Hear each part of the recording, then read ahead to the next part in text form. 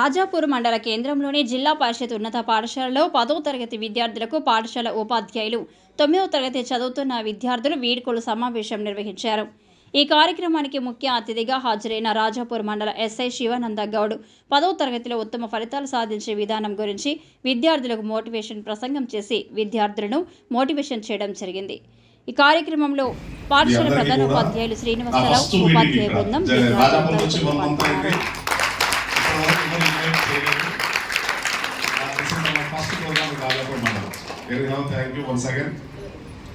ఒక చిన్న motivational story చెప్తా. It's not a story, motivational. అయితే ఒక ఆమె ఏం చేస్తుందంటే ట్రైన్ లో జర్నీ చేస్తుంటది. ట్రైన్ లో జర్నీ చేస్తుంటే ఏమైందంటే దొంగలు వస్తారు. ఈమె మెడలో ఒక చైన్ ఉంటది. దొంగలు ఏం చేస్తారంటే ఆ చైన్ కోసం వాళ్ళు ఏం చేస్తారంటే చైన్ దొంగతనం చేయాలి కదా. ఆ టైంలో ఏమైందంటే ఈమె వాళ్ళ నుంచి తప్పించుకోవడానికి బతకడిస్తుంటే ఏమైందంటే ట్రైన్ లో నుంచి కింద పడిపోతుంది. చాలా హై స్పీడ్ వెళ్తుంటది ట్రైన్. ట్రైన్ లో నుంచి పక్కన పడిపోతుంది, కింద పడిపోతుంది. కింద పడినప్పుడు పక్కన ఇంకో ట్రాక్ ఉంటది. ఆ ట్రాక్ మీద పడిపోయింది. ఆ నైట్ లో నెంబర్ ఆఫ్ ట్రైన్స్ ఆ ట్రాక్ మీద వెళ్తూ ఉంటాయి అన్నమాట. వెళ్తూ ఉంటే ఈ ఒక లెగ్ ట్రాక్ మీద పడ్డది. ఏమన్నా ట్రైన్ మీద కాలు ఉంటుందా? ఎట్లా ఉండదు పరిస్థితి ఒకసారి ఊహించుకోండి. అట్లా నెంబర్ ఆఫ్ ట్రైన్స్ ఒక 30-40 ట్రైన్స్ వెళ్ళిపోయిన ఆ నైట్ అంతా. ఆమె కాలు మొత్తం బ్లీడింగ్ అవుతుంది, కాలు మొత్తం కంప్లీట్ గా కట్ అయిపోయింది. అసలు ఎవ్వరు పట్టించుకునేవారు కాదు. అంటే ఎన్నో ఒక మామూలుగా పోతుంటే ఒక ట్రాక్ మీద పడిపోతే ఎవరు ట్రాక్ లో ఉంటారు, నైట్ టైంలో ఉండదు కదా. అట్లాంటి పరిస్థితిలో మార్నింగ్ అక్కడ ఉన్న విలేజ్ వాళ్ళు ఏం చేస్తారంటే ఆమె చూస్తారు. చూసిన తర్వాత అయ్యో బాబా ఇక్కడ అరుపులు వినిపిస్తున్నాయి కదా, ఎవరు ఇక్కడ అని చెప్పి చూసి అప్పుడు ఏం చేస్తారంటే అక్కడ ఉన్న గవర్నమెంట్ హాస్పిటల్ తీసుకెళ్తారు. గవర్నమెంట్ హాస్పిటల్ తీసుకెళ్తే ఇంకా పరిస్థితి ఎట్లుంటే గవర్నమెంట్ హాస్పిటల్ తెలుసు కదా, కంప్లీట్ సర్జరీ చేయాలి, కాలు మొత్తం తీసేయాలి, ఇంకో లెగ్ కూడా ఫ్రాక్చర్ అయింది. ఆ ట్రైన్ నుంచి కింద పడ్డప్పుడు ఆమె స్పైనల్ కార్డ్ కూడా దెబ్బతిన్నది. ఇంత ట్రీట్మెంట్ చేయాలి, అక్కడ గవర్నమెంట్ హాస్పిటల్ సపోర్ట్ చేయరు. మళ్ళీ అక్కడ నుంచి ఏం చేస్తారంటే మళ్ళీ వేరే ప్రైవేట్ హాస్పిటల్ తీసుకొని వెళ్తారు. ప్రైవేట్ హాస్పిటల్ తీసుకెళ్ళిన తర్వాత ఇంకేం చేయాలి, ఇప్పుడు సర్జరీ చేయాలి కదా. ఆ హాస్పిటల్ తీసుకెళ్తే సర్జరీ చేసేసిండ్రు, ఒక కాలు కంప్లీట్ గా తీసేసిండ్రు, ఇంకో కాలుకు మళ్ళీ సర్జరీ చేసిండ్రు. స్పైనల్ కార్డు మొత్తం 3 ప్లేసెస్ మొత్తం బ్రేక్ అయిపోయింది, దాన్ని కూడా సర్జరీ చేస్తారు. అట్లా ఒక చాలా రోజుల తర్వాత సర్జరీస్ మొత్తం అయిపోయిన తర్వాత ఆమె ఏం చేస్తారంటే ఇంటికి డిశ్చార్జ్ చేస్తారు. అందరూ ఏమనుకుంటారు, ఇంటిగా సర్జరీ అయిపోయింది ఇంటికి రావాలనుకుంటున్నారు కదా, అనుకుంటున్నారు కదా. కానీ ఆమె అనుకోలేదు. ఆమె అంట ట్రైన్ లో నుంచి కింద పడ్డప్పుడు బయట పబ్లిక్ ఆమె ఎట్లా ప్రచారం చేసిందంటే ఈమె ట్రైన్ లో టికెట్ తీసుకోలేదంట, టీసీ వచ్చేసరికి ఆమెను తప్పించుకోనికే, టీసీని తప్పించుకోనికే ట్రైన్ లో నుంచి మిస్ అయి కింద పడిపోయిందని ఒకరు రాసిండు. రకరకాలుగా రాసింది. ఇంకా కొందరేమో లవ్ ఫెయిల్యూర్ అయిపోయింది, ఆత్మహత్య చేసుకోవడానికి ట్రైన్ నుంచి కింద పడిపోయింది అని చెప్పి పత్రికలు రకరకాలుగా రాసినాయి అన్నట్టు. అయ్యో నాకు జరిగినది ఇది, వాస్తవం రాత్రి ఇది జరిగింది, దొంగలు వచ్చి నన్ను హత్య చేస్తే నా ప్రాణాలను కాపాడుకోవడానికి నేను ప్రతిఘటిస్తుంటే నేను ప్రమాదవశాత్తు కింద పడిపోతే ఈ సమాజం ఎందుకు నన్ను ఈ విధంగా చూస్తుంది, ఎందుకు ఈ విధంగా రాస్తుండ్రు అని చెప్పి చాలా బాధపడదంట. కానువేల బాధ కంటే ఈ బాధ ఎక్కువ అయిపోయిందంట. ఈమె చెప్తే కూడా ఎప్పుడు వినిపించుకోలేని పరిస్థితిలో ఉన్నారు. అరే రాత్రి జరిగింది ఇది విషయము, ఎందుకు మీరు ఈ విధంగా నన్ను బ్లేమ్ చేస్తున్నారు, నేను చెప్తే మీరు ఎందుకు ఇంటలేరు అని చెప్పి ఆమె ఏం చేసినారు, ఒక డిసిజన్ తీసుకున్నారు. డిసైడ్ అయిపోయింది, ఎస్ నేను ఈ స్థాయిలో ఉన్నాను కాబట్టి ఇప్పుడు నేను ఒక నార్మల్ స్థాయిలో ఉన్నాను. ఈ నార్మల్ స్థాయిలో ఉంటే నన్ను ఎవరు వినట్లేదు కదా, నా గురించి ఎవరు పట్టించుకోవట్లేదు కదా, వాళ్ళే రకరకాలుగా నా గురించి రాసుకుంటున్నారు కదా. ఎస్ నేను ఈ స్థాయిలో ఉండొద్దు, ఇంతకంటే ఇంకా పెద్ద స్థాయికి వెళ్ళాలి. పెద్ద స్థాయికి వెళ్ళిన తర్వాత నేను చెప్పాలి, అప్పుడు నేను చెప్పేది సమాజం వినాలి, నేను ఏం చెప్పేది అనేది సమాజం వినాలి, సమాజానికి నేను చెప్పాలి, నేను ఇంకా పెద్ద స్థాయికి వెళ్ళాలి, ఈ స్థానం సరిపోదు అని చెప్పి ఆమె డిసిజన్ తీసుకున్నది. ఏం డిసిజన్ తీసుకున్నదంటే మన ఇండియాలో అతిపెద్ద శిఖరం ఏదమ్మా, ఏ శిఖరం అది, ఎవరెస్ట్ శిఖరం. ఎన్ని మీటర్లు ఉంటుంది అది? 10th క్లాస్ చెప్పాలి. ఎన్ని మీటర్స్ ఉంటుంది ఎవరెస్ట్ శిఖరం? నాకు తెలిసి 8,848 మీటర్లు ఉంటుంది అనుకుంటా. 8,848 మీటర్స్ అంటే 8 కిలోమీటర్స్, అప్రాక్సిమేట్ గా 9 కిలోమీటర్స్. ఈ నుంచి మన జడ్చల్ ఎంత ఉంటుంది? 10 కిలోమీటర్స్ ఉంటుంది కరెక్ట్ కలిసి. అంటే ఇప్పుడు కనుక మనం ఎవరెస్ట్ శిఖరాన్ని కనుక పెడితే కనుక ఇట్లా జడ్చల్ అంతా హైట్ ఉంటుంది. అంటే అంత పెద్ద దాన్ని ఎక్కాలి, అధిరోహించాలని చెప్పి డిసిజన్ తీసుకున్నది. కొండ ఎక్కాలమ్మా, కొండ ఎక్కాలంటే ఏముండాలి? ఫస్ట్ మనకు 2 కాళ్ళు ఉండాలా లేదా? 2 కాళ్ళు ఉండాలి, 2 చేతులు ఉండాలి, కరెక్ట్ గా బాడీ ఫిజికల్ కరెక్ట్ గా ఉండాలా లేదా? మరి ఆమె కాలు ఉందా? ఇప్పుడు ఉన్న ఒక కాలు తీసేసి ఇంకో కాలు కూడా ఫ్రాక్చర్ అయింది. ప్లస్ మళ్ళీ కరెక్ట్ గా నిలవడానికి రాదు. స్పైనల్ కార్డ్ మొత్తం 3 సర్జరీలు అయితే స్పైనల్ కార్డు కదా, కొంచెం చాలా పెద్ద గోల్ పెట్టుకున్నది కదా ఆమె. అనుకోవచ్చు, మాకేం పని లేకుండా సప్లై చేయకుండా డిశ్చార్జ్ అయ్యిందో రెస్ట్ తీసుకోక ఎందుకు అమ్మాయి అనుకోవచ్చు, అవునా కదా. కానీ ఆమె అంత డిసిజన్ తీసుకున్నది. మీరు నమ్మరు, ఆమె అసలు హాస్పిటల్ నుంచి డిశ్చార్జ్ అయిన తర్వాత ఇంటికి వెళ్లకుండా బచేంద్రి పాల్ అంటూ ఆమె ఫస్ట్ ఎవరెస్ట్ అనుభవించిన మహిళ. Bachendri Paul 10th class idea ఉంటుంది. బచేంద్రి పాల్ మన ఇండియాలో కూడా మొట్టమొదటి మహిళ, ఎవరెస్ట్ శిఖరాన్ని అధిరోహించిన మొట్టమొదటి మహిళ ఎవరంటే బచేంద్రి పాల్. డైరెక్ట్ గా ఆమె దగ్గరికి వెళ్ళిపోతుంది. మేడం, నేను ఎవరెస్ట్ శిఖరాన్ని అధిరోహించాలి, ఎవరెస్ట్ శిఖరాన్ని అధిరోహించిన మొట్టమొదటి వికలాంగురాలుగా నా పేరు నేను నమోదు చేసుకోవాలి. ఎస్, దానికి నేనేం చేయాలో చెప్పండి అని చెప్పి ఆమె బచేంద్రి పాల్. హాస్పిటల్ నుంచి డిశ్చార్జ్ ఇంటికి డైరెక్ట్ వెళ్ళిపోయింది. కట్లు అట్లే ఉన్నాయి, కట్లతో వెళ్ళిపోయింది.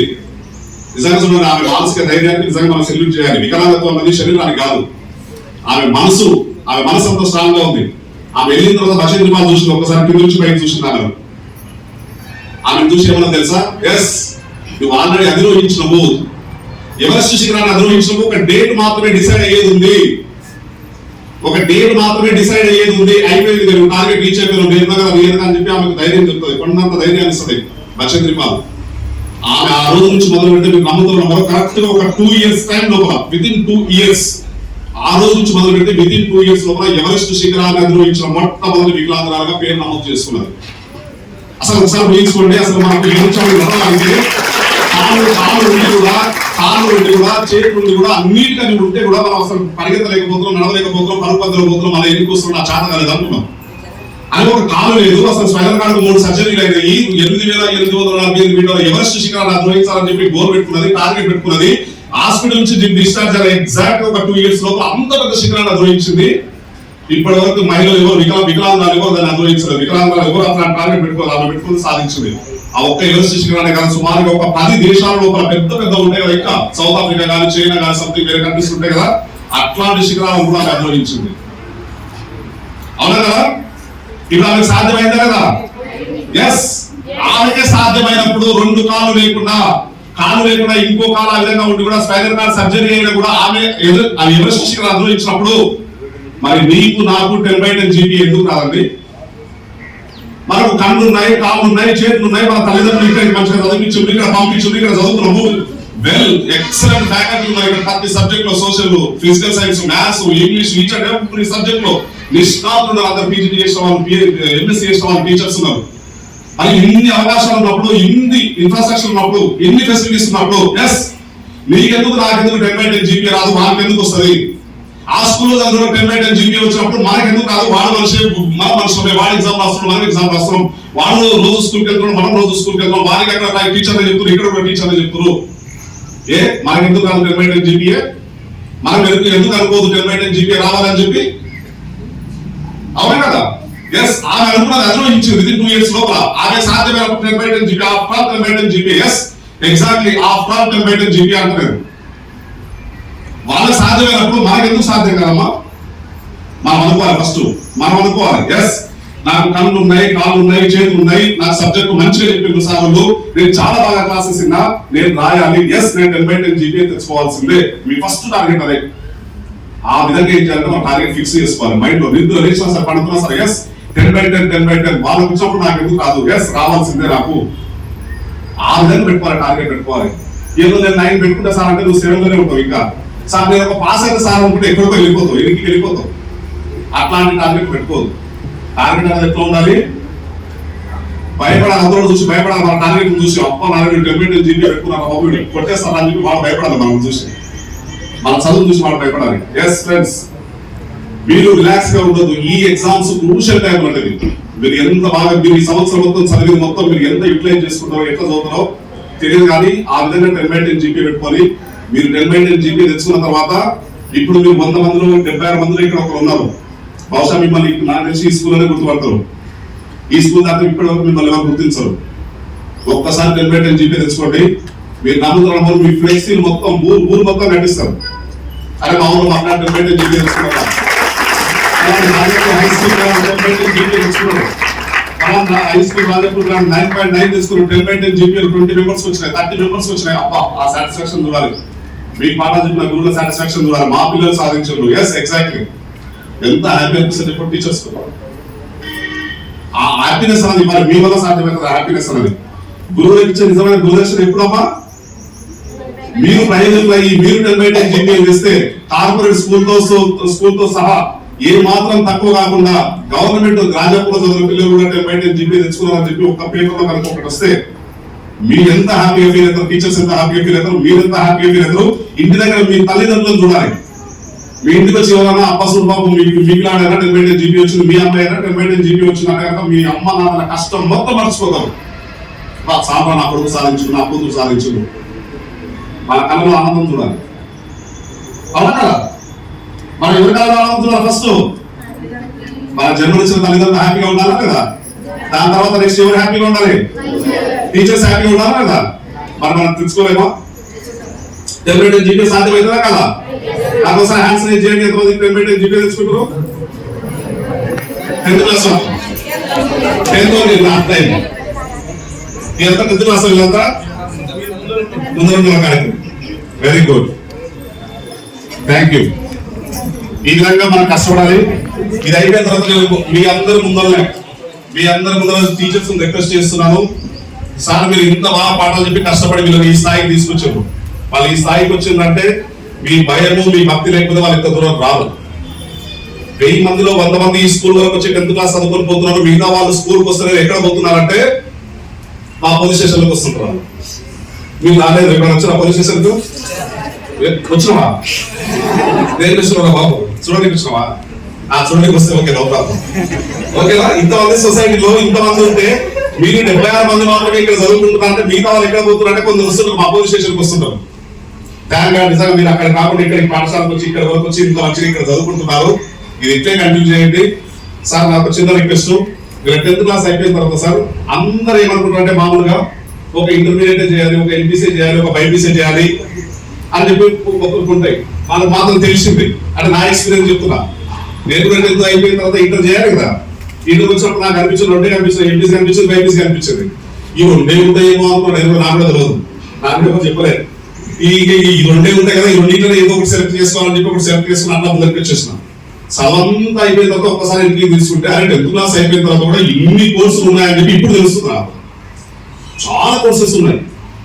ఆ కోర్సెస్ సెలెక్ట్ చేసుకున్నప్పుడు మన ఫైనాన్షియల్ స్టేటస్ ఒకసారి చెక్ చేసుకోండి. మన అమ్మ నాన్న పరిస్థితులు ఒకసారి చూసుకుంటే సార్ కొంచెం కనుక గైడ్ చేస్తే నాకు తెలిసిన కొన్ని కోర్సెస్ ఉన్నాయి. పారామెడికల్ కోర్సెస్ ఉన్నాయి మేడం. పారామెడికల్ కోర్సెస్ లోపల విత్ ఇన్ జస్ట్ 2 years లోపల లైఫ్ సెట్ అయిపోతుంది. పారామెడికల్ కోర్సెస్ అంటే ఇప్పుడు హైదరాబాద్ లో ఉంటాయి, మామూలుగా పెద్ద కార్పొరేట్ హాస్పిటల్స్ ఉంటాయి. Operation theatre technician, MRI scan operator అంటే కొన్ని రకరకాల జస్ట్ ఈ విధంగా ఉంటాయి. ఇవి కూడా ఒక్కసారి మా ఫైనాన్షియల్ పరిస్థితి బాగాలేదు, నేను ఒక ఇంజనీర్ కావాలనుకున్నా, ఒక డాక్టర్ కావాలనుకున్నా, లేకపోతే నేను ఇది కావాలనుకుంటున్నాను నా స్థాయికి తగ్గట్టు అనుకుంటే నిరాశ పడకుండా అవి కొంచెం 10th క్లాస్ ఎగ్జామ్స్ అయిపోయే లోపు ఒక్కసారి సార్ అందరికి మీ తరఫున నేను రిక్వెస్ట్ చేస్తున్నా. నెట్ లో దొరుకుతాయి సార్. కొంచెం అది ఇప్పుడు ఏదైతే మీరు స్కూల్ బ్రోచర్ తయారు చేసారు కదా సార్, ఫైనల్ ఇది ఏది మన దీనికి సంబంధించి ఒక బ్రోచర్ తయారు చేశారు. సేమ్ అదే సైజ్ లోపల after 10th class what are the courses అని చెప్పి ఉంటాయి. నాకు వచ్చి దీంట్లో చాలా మంది తెలియవు, మీకు ఎవరు తెలియవు. ఒక్కసారి దయచేసి అది కనుక ప్రిపేర్ చేసి అది కూడా జస్ట్ పాంప్లెట్ లెక్క ఇస్తే సార్ ఫ్యూచర్ లో మిమ్మల్ని గుర్తు పెట్టుకుంటారు.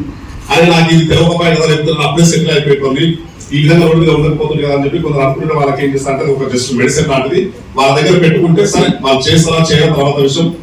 మీరు ఇన్ని రోజులు కష్టపడడం కాబట్టి ఇది ఒక్కటి మీ దగ్గరికి కష్టం చేసి కష్టపడి వాళ్ళకి ఒక బ్రోచర్ కనుక ఇస్తే కనుక లైఫ్ లాంగ్ మిమ్మల్ని గుర్తుపెట్టుకుంటారు సార్. Thank you. మనకి ఇంత దూరం పిలిపించినందుకు. మళ్ళీ ఏదైనా అవకాశం ఉంటే 10th క్లాస్ అనేది ఏం కలగదు కానీ ఇప్పుడు 9th ఉంది. ఇక్కడ 9th మళ్ళీ 10th వస్తారు కదమ్మా, ఇక్కడ చదువుతారు కదా, రెగ్యులర్ గా వస్తాము. రోజు మంచి మంచి మోటివేషన్ దాంతో మనం కలుసుకుందాము. ఆమె పేరు చెప్పి నా దగ్గర ఎవరు ఆమె ఎవరు అనుకోలేదు, ఎవరు అబ్బాయి ఆమె మరి 2 కాలం పేరు కూడా ఎవరెస్ట్ శిఖరాన్ని గురించి మొట్టమొదటి వికలాంగురాలు పేరు తెలుసుకోవాలని లేదా? ఆమె పేరు అరుణిమా సిన్హా.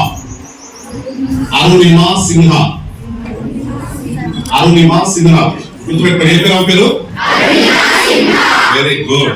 అరుణిమా సిన్హా ఎవరెస్ట్ శిఖరాన్ని అధిరోహించిన మొట్టమొదటి వికలాంగురాలు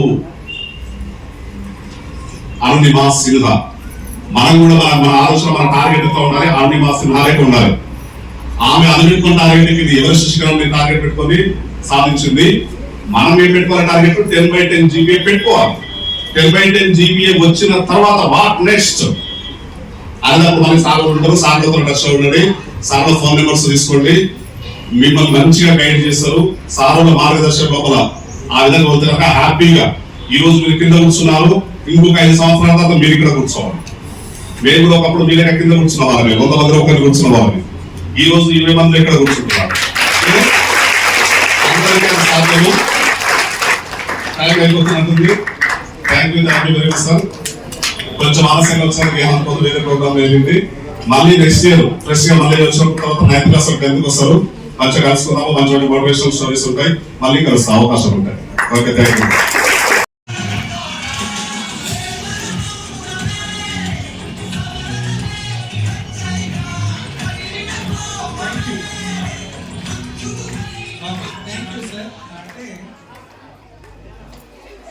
రైట్ సార్, శివరంతం సార్. రాజాపూర్ అంతా కూడా ఆనందంగా ఉండాలి మీ పరిపాలనలో అని కోరుకుంటాను. Thank you sir, thank you very much. Right, please be quiet.